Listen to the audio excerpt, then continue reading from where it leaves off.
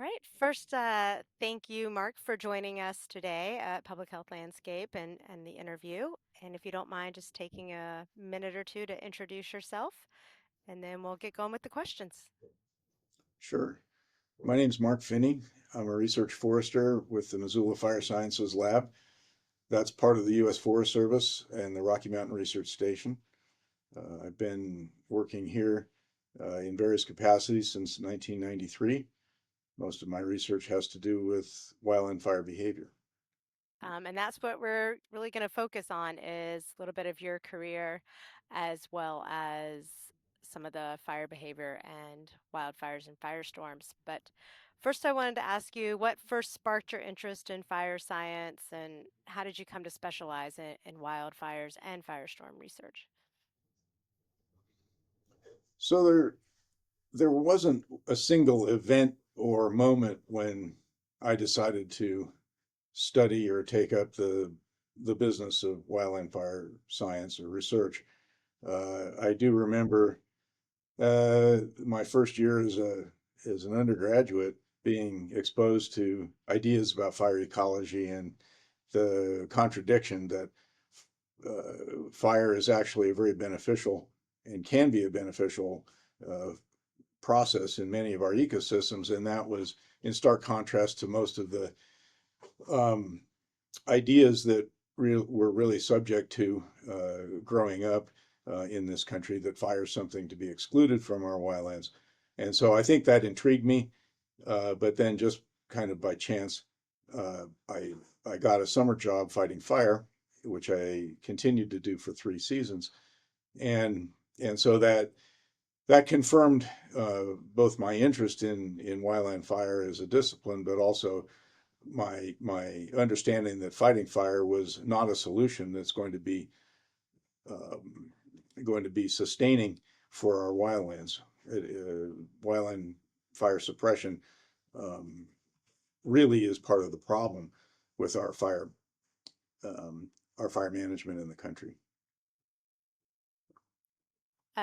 So you kind of touched a little bit on it, but is there a pivotal moment so far in your career that kind of helped shape your path to being one of the leading experts in fire management?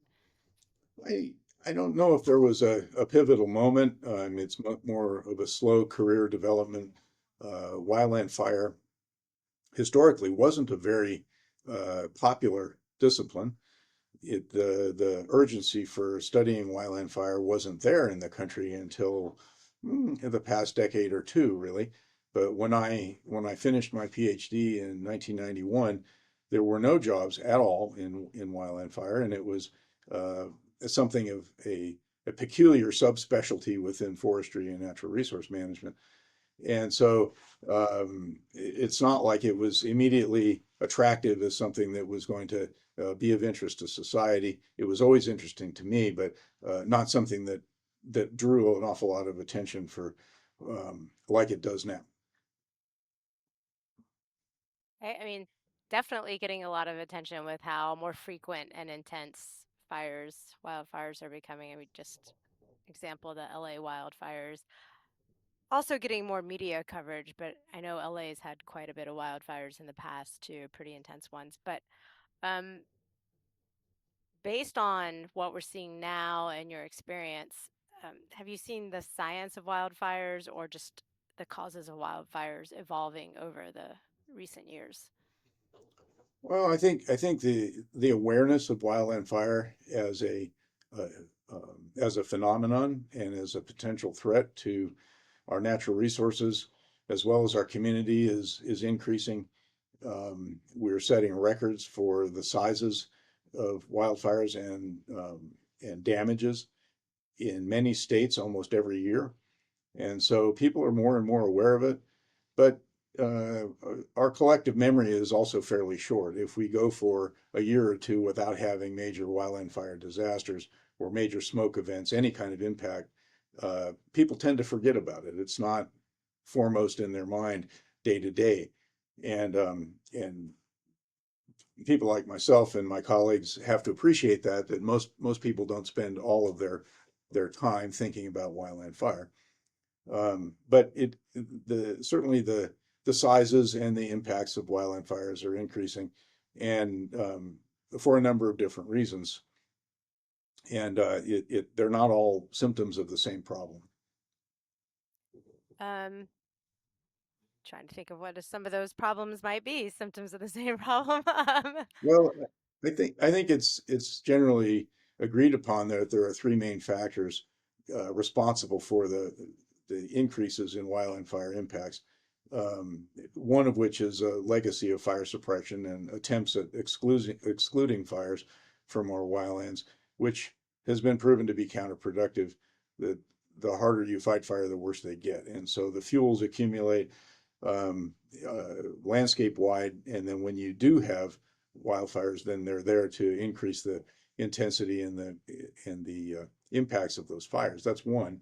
A second one is increasing urbanization and development in and near the wildlands, and so people are putting their private property adjacent to wildlands and or embedded within them, and coupled with the lack of management on those lands, then we set ourselves up for wildfire disasters. But and the third one is underlying climate changes, which do affect the pattern and frequency of weather events that affect fires. So wildland fires respond to weather, not directly to climate. But if the frequency and the magnitude of different kinds of weather events that are conducive to fire, if those increase, then you're going to see relations also in wildland fire activity. You were talking about with people living closer to more fire prone or wild forest areas. I'm talking about forest management, but do you see a lack of maybe fire smarting these homes that people are around? Are they not really taking that into consideration? That's a term we're hearing more of, fire smarting your property, but I Yeah, don't know if that's right. And so the principles um, of fire resistant for structures and for buildings have been around for a long time. There's a very well developed field called fire protection engineering that has come up with a lot of different recommendations and standards for construction and maintenance of dwellings.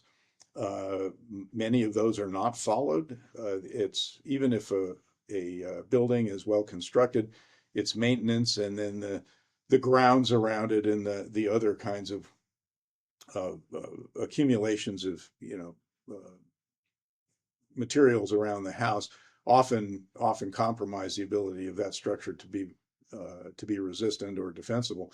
And so so these principles have been around a long time, but it's very much up to the responsibility of individual property owners to take care of their own property. It's not There's no community level organizations that I know of that really uh, enforce any of these things or regularly maintain contact with individuals to keep them aware of their responsibilities. And so, even though we know something as a species or as a society, it doesn't mean we always use that information. that is true in more cases than just wildfires. Yes, it is. Speaking of wildfires and firestorms are considered to be the most intense and destructive of wildfires. Am I correct in that assessment? And maybe you could kind of explain the difference, like what constitutes a firestorm and how are they unique, maybe compared to typical wildfires. So the definition of a firestorm isn't very clear. It's a general term that's used, right? And you think about in general, what's a storm? Okay, is it a windstorm, a rainstorm, a snowstorm? There's lots of different features of a storm, but fires um, often are described as extreme fires as a firestorm because of the strong winds associated with the fire, blowing embers around. Um, but fire-induced winds that are generated by the fire itself are not necessarily present on a lot of fires that are very extreme. We can have very strong ambient winds, very dry conditions that make fuel materials readily ignitable and burn quickly. So it's it's not clear exactly what a firestorm is, but extreme fires occur all the time and actually are normal components of many ecosystems, what we would call extreme crown fires or very large areas that are on fire at once, very fast spreading fires. All these things can be very normal and integral parts of many different ecosystems. It's when humans are close proximity or affected by those fires that suddenly we become aware of them. Fires occur all the time, and if no one's there to see it, then it's not described. But so often a firestorm or an extreme fire is extreme because it's spreading very fast, or it's very large, or it's inducing local winds that are very, very strong. So 100-mile-an-hour winds, for example, and blowing embers around. But there isn't a tremendously precise definition of firestorms. Okay, learned something new today. Um, we've talked about communities being close to the fires, and that's when we kind of learn more about them or pay attention to them because of their devastating effects. What strategies that you've either created yourself or that can be employed to help better predict or mitigate wildfires and these devastating effects? So I think one important thing to realize is that we can separate out the wildland fire problem from the urban fire problem. And so this is research that's been conducted, and these findings have been known for quite a long time, that that wildland fires, although we often associate them with urban fire disasters, may not be really material to the urban fire disaster itself. So once fires are going in communities, whether they start in wildlands, strictly speaking, and spread in, or whether they start really within the urban environment, they can take on a life of their own and spread, as we've seen in many fires recently, spread within the community, entirely dependent on the vegetation, entirely dependent on the buildings themselves as fuel and energy sources. And so we often confuse wildfires such as those in Los Angeles or in Hawaii or in Colorado, um, that have destroyed a lot of structures. We call them a wildfire, but maybe they started in vegetation and spread into the community, but then the community was the fire. It wasn't really a wildfire.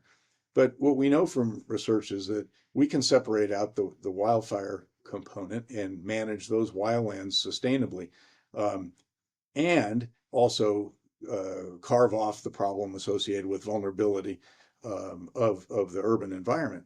And if you try to solve a fire problem, an urban fire problem, by only managing the wildland part, you're not going to have success, because the community is still vulnerable, even if the wildlands are managed well and sustainably, and we don't incur severe kinds of effects of wildfire in our wildlands. You can still have a vulnerable community that still burns down. And so conversely, if you just manage the community and you don't pay any attention to the wildlands, then you can have major impacts on watersheds or habitat or timber or smoke production, things like that. So it's important to distinguish the wildland management challenges from the urban fire challenges, and we can do that. So one thing that's clear is that the urban environment is susceptible based only on the very local conditions in the urban environment. So the conditions of the property immediately surrounding a home or a business or any kind of structure, and the properties of the structure itself. And so that's actually very positive news, because it means if your goal is community protection and structure protection, then you as a owner, a private owner of that property, have control over pretty much all of the um, the factors that render it susceptible or defensible, and you don't have to worry about what goes on in the wildlands. Okay, and so there's no reason to expect that suppression of wildland fires is going to benefit necessarily the nearby community, because inevitably there's going to be conditions that are too extreme for wildfire suppression to be a success. And we've seen that since record keepings began in the Forest Service in the early 20th century, all the way up to the present, that success in wildland fire suppression and containment never exceeds 98%. And so every year, 2 to 5% of the fires during fire season escape initial attack efforts and become large. Those 2%, let's say, burn 95% of the land area under the most extreme conditions. It's always under the most extreme conditions because otherwise we would be successful at suppressing those fires. So we have to plan for wildfire conditions affecting communities or anything only under the most extreme conditions because otherwise suppression would be effective. And as I mentioned already, um, that that by trying to remove and then failing ultimately fire from our wildlands, we're actually making them worse. We're actually making those fire conditions by storing fuel and energy on the site. We're making those fires the most extreme, more extreme than they would have been otherwise. And so I think an important part of a strategy moving forward is to manage effectively and sustainably our wildlands, as well as uh, anticipating the inevitable fire in the urban environment and preparing our structures to make sure that they're not susceptible when we do have fires impinging there. So both need to be accomplished at the same time. Okay. So if forest preservation and management is more the focus than the urban protection, do those same strategies, you're saying those same strategies take place, or how would So they yeah, compare? I mean, and maybe I wasn't clear before on that, but since fire is an important part of sustaining our wildlands, the only solution to the wildland fire problem is more fire. And that may be disconcerting to many people because they think that fire is, it's a threat, but it's also um, our best ally in mitigating future wildfires. And the reasons are clear that in a wildland fire environment, fire itself is the only and the only agent that removes fuels and fuel materials that other wildfires depend on, right? And so it's very much like inoculations, at least the traditional approach to inoculations, where a little bit of a bacterium um, is used as the inoculum in order to create resistance within the body, antibodies towards a future kind of infection. And fire is the same way. We can use fire as a preventative measure for future fires, and it is the most effective a tool in the arsenal. It is there's also no substitute for it. So we're not going to be able to, in our wildlands, use mechanical activities as a substitute for fire. We're not going to be able to thin our forest continually using mechanical activities without also using fire because the fuel materials that are removed by mechanical activities are different than those that a fire would remove. A fire is going to be removing the material on the ground, the duff and the litter, the unmerchantable rotten logs, small shrubs, small trees, things like that that you're not going to be able to remove by mechanical means.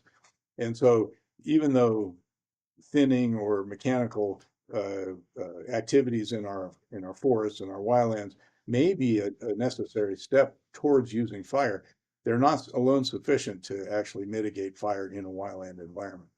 And so that's something that we have to communicate very clearly, I think, is that there's no way for us to ever remove fire from our wildlands. Suppression success under mild and moderate conditions does not mean that we're more successful under extreme conditions. And so we have to understand that fire is going to be part of our wildlands one way or another. Our real choices are only when to have fire and what kind we want, not whether to have it or not, because we don't have that power. It's interesting that you compared it to an inoculation because in my brain I was kind of going the same way, but in the other way, kind of comparing it to antibiotics. If you get sublethal levels of antibiotics, it comes back worse. Whereas if you don't kill all the fuel properly that's in the forest for the fires, it comes back, like you said, even worse. So Yeah, and we were on the same mind. it's a good analogy, and I think that's the way we have to try to communicate these principles to the public. and to elected officials in the media, we need to be able to use analogies that people understand or have come to understand. And there are a lot of ways to communicate these things. There are, and the unfortunate situation is that we haven't really tried to communicate them as well as we could. The science on this and what's known about how to live with fire, because ultimately that is what we have to do. It's been known for a long time, and we haven't put the effort into, as a society, communicating those things to the public in a way that helps them understand what land managers are attempting to do, as well as what their own responsibilities are. And that was actually you're answering some of my questions for me, so that's that's perfect. Is there anything, I want to talk a little bit about you on a personal side too, but is there anything that I've missed asking you about everything that you can tell us on your career that you would like to share that I've missed or that we haven't covered? Well, I think that the thing that makes wildland fire so fascinating is the counterintuitive aspects of it. There are many things that we find in science in the laboratory or in the field that at first glance may not make sense. They may not be intuitive, but once you actually dig into the physical explanation for them, then it all becomes clear, and you go, "Oh, I get it. It's we weren't just a little bit wrong. We were exactly wrong in the way we understood these things," and that occurs both in the physics of it, but also in the ecology, as I had mentioned earlier, that we're often kind of indoctrinated by the just intuitive understanding of fire, or the inadvertent communications about fire in the media every summer, that fires are bad and they're destructive, right? We get that perspective, whether it's intentional or not.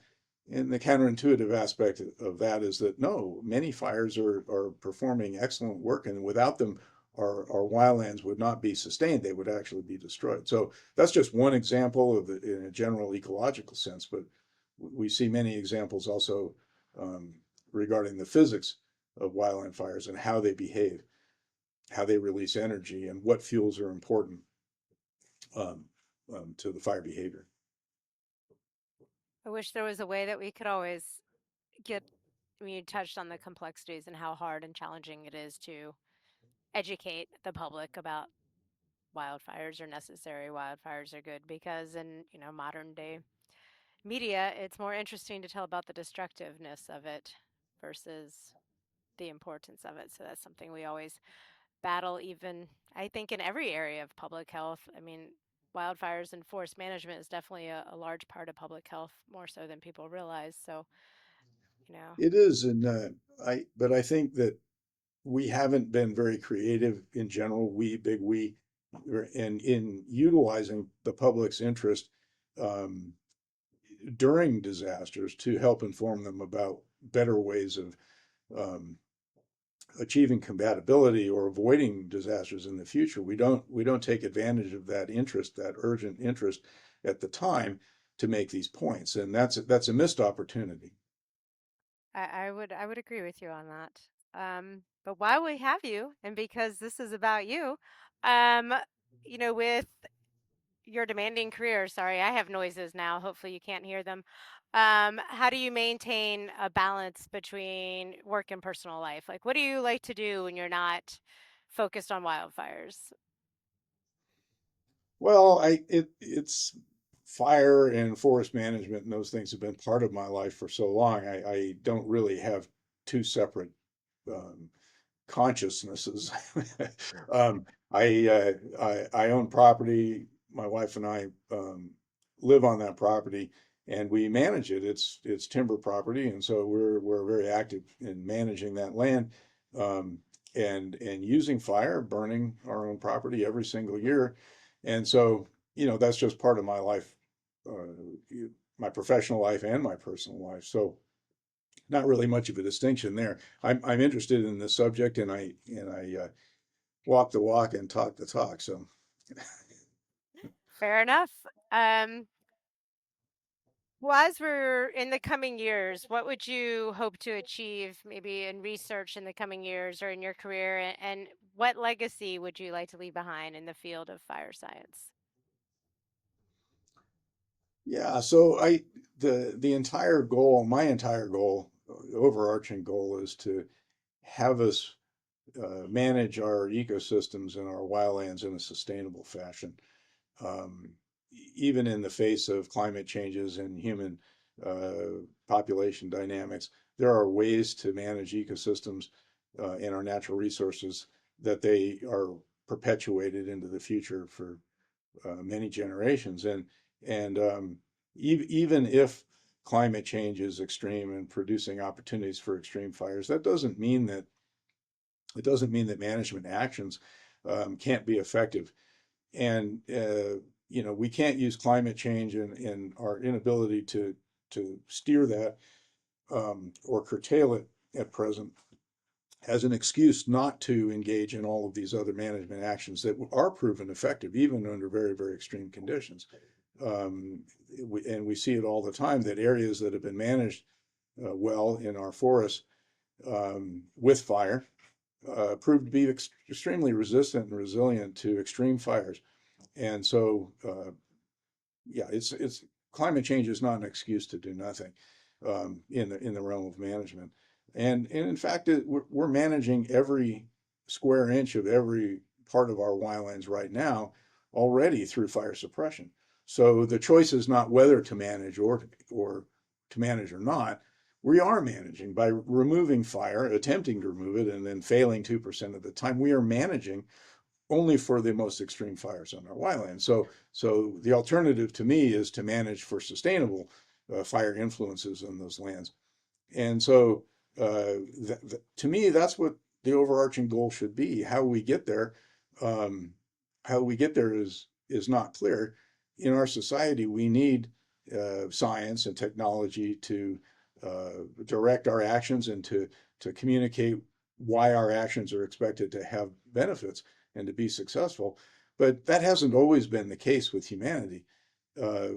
Actually, most of human history, people haven't had science. They haven't had a scientific, not a Western scientific foundation for their land management activities, but they were very successful with their observation and their experience in using fire to sustainably manage those environments.